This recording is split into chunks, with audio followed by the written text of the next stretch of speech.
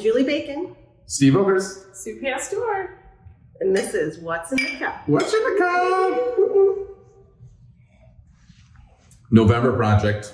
What's in the cup? That's what we're doing. Yes. We're doing the November Our project. fall reunion. Fall reunion. Yes. Yeah, Sue keeps on sending pictures of reunion, like pictures.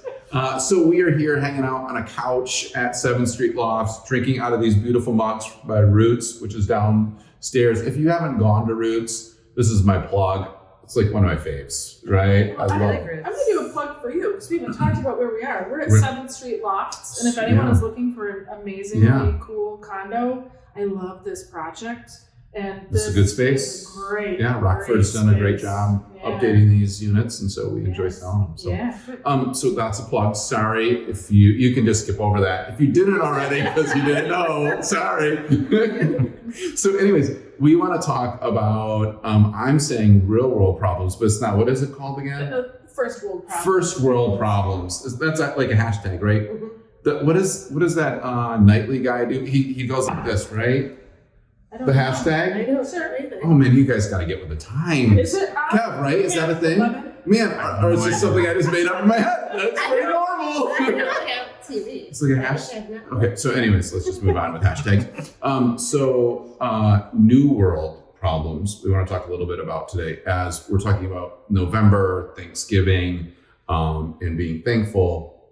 You know, Sue and I had lunch last week and just sort of talking about these issues that we find ourselves in, which we aren't really in, but because of the worlds that we participate in and serving others, me being a deacon at our church, and you obviously in the nonprofit organization you're in, we're getting sort of confronted really quickly with this balance of how do you balance this life of just doing the business or the profession that you're in, while thinking, man, if I left today, I could be in West End of Grand Bahama Island, which I know all the people there, which just had another massive hurricane and they're all struggling. What could Amy and I do? Should we pack up our bags, right? That tug of your heart, whatever it is for you, right. Like if people are watching and thinking, okay, they're involved with homelessness, or they're involved with kids' food basket, or you're involved with something, you see this need, but then you have to go to work, and we were talking about the balance because Steve wants new spin shorts.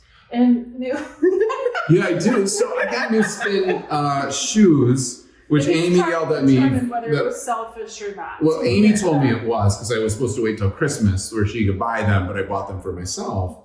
But the spin shoes, I haven't gotten the leotard yet. But once I do, we just designed it. we will go streaking in it or something. We'll go out. Can I do a What's in the Cup logo on it too, or just Steve Oker's group? Okay. All right. So that was Nick's.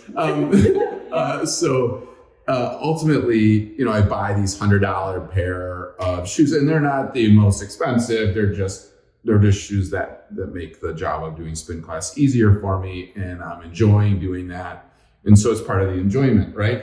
But at the same time, I just got done meeting with folks, and they're struggling to get food, or they're struggling to make a car payment, right? As a deacon in the church, people bring up these situations in their lives, and it's amazing how just like one car accident can set this like pattern of life to like poverty within months, right? It's like just boom, you're there. Yes.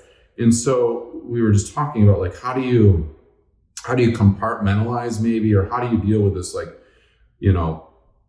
this issue of like, hey, I want new spin shoes, but like I should give that $100 away to someone else. And how do you balance this world? And so, I will say I have gotten really pretty good at it, and I don't know if that's a good or bad skill set, but I was talking with the kids at home, and they know about, obviously we're pretty involved with the school in Haiti and some other things, and it's hard. I mean, kids right now, they can't eat, they've got different things, but I'm like, you shouldn't feel guilty. It's okay to have, I'm giving you the blessing to say, don't feel bad. You can even get the spandex. I won't get the spandex. Okay. Like, I'll that's for a whole other reason, but anyway. If someone wants to buy me the spandex, I'll wear them.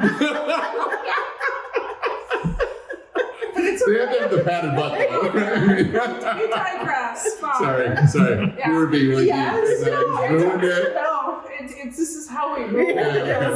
But it's okay. It's okay to have nice things and new things. It's about balancing not just your finances, but your time, and saying, I've been gifted a lot, so I will give a lot, and feeling that balance and not feeling guilty, but also being able to mentally compartmentalize. When you watch the news is awful. Oh. It is. Ugh. And we're in an election year. It's like, okay, put one foot in here, just enough so you're not ignorant, because you don't want to be ignorant. Yeah.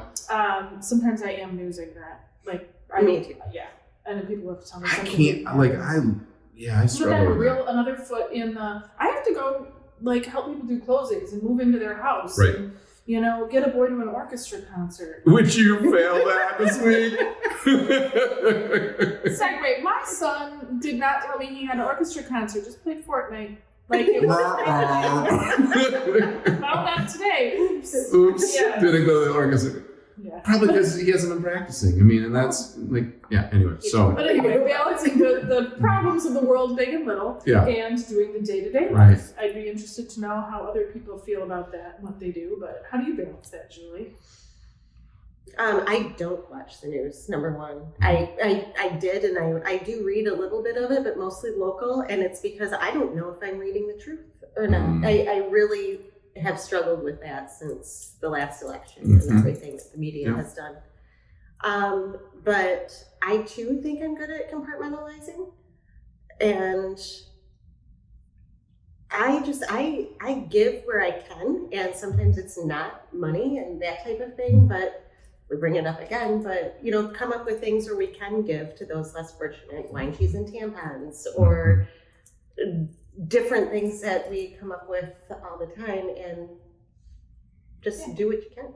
Yeah, I think it's in the sort of the time, talent, treasures, right? The three T's. I think most of us have heard that mindset, right? So for me, it's like, okay, well, how many hours do I have into this couple or these people at church? And so what is my time worth, right? And so I get into that mindset. Is like, okay, well, I have this talent to meet with people, and I have I have my time, so I'm giving of that. So it's how do you operate within those things?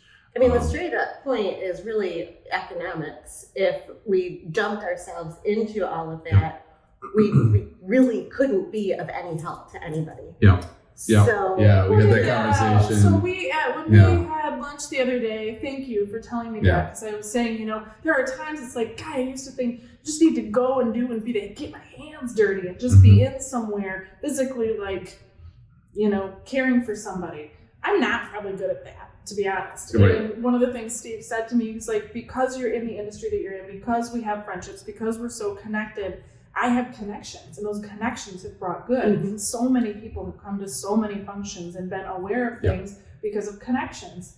And I was like, I'm exactly where I should be. Yeah. Right. Yeah. I mean, I needed that. the school wouldn't have $100,000 if you hadn't put your connections together to equal $100,000, right? Like, so the school would be in Haiti, and you'd be down there hanging out with no money, right? Like, someone's got to bring the money, right? Like, so I think, I learned that from my father-in-law, and even to the week before he passed away, he said, like, my job is to be with my people, and in that job, or the greatest mission I am on, is to be in my work environment, right? And he had many employees, but he's like, until I go to heaven, I need to be with where I am at the greatest mission, which is the people around me. I don't have to go to the Bahamas or wherever, right? And he had a lot of family members that were out on the mission field.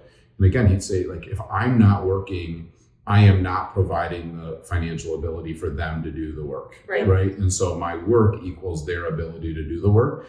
And so I think that's just a great space to sit. So I think we'll wrap this up, but in wrapping it up and thinking about Thanksgiving, it's really asking you the question, what time, talent, and treasure are you using, right?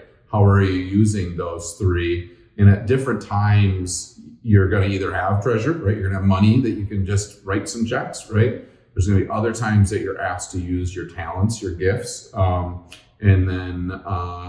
and then time, like where can you place a little bit of time, right? We went to Kid Food Basket as a group, and that took us an hour to pack how many lunches, but those lunches have to be packed. Yep. And it's so freaking easy, right? We just laughed and put Chex Mix in a bag, right? It's like it's almost too easy.